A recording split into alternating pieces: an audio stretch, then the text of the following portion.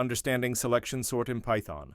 In this video, we're going to understand how selection sort works in Python using a simple example and a step-by-step breakdown.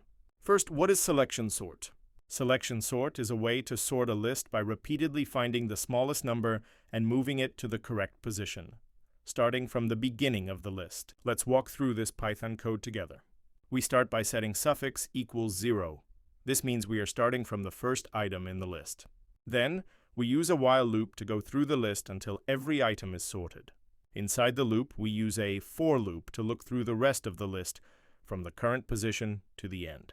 If we find a smaller number, we swap it with the current number. But here's the interesting part. We added print statements to help us see what's happening at each step. When a smaller number is found, the program prints a message showing which two numbers are being swapped, shows the list before the swap, and again the list after the swap. This helps us understand how selection sort keeps putting the smallest numbers at the front, one by one. Finally, after the loop finishes, the list is completely sorted. Let's see it in action with this test list. For A22, 5, 1, 7, 2, 10, 3. As the code runs, you'll see which numbers move, how the list changes, and why the algorithm is called selection sort, because it's always selecting the smallest number in each round. This is a great project for beginners who want to practice loops, conditionals, and working with lists. Try it out with your own list and see what happens.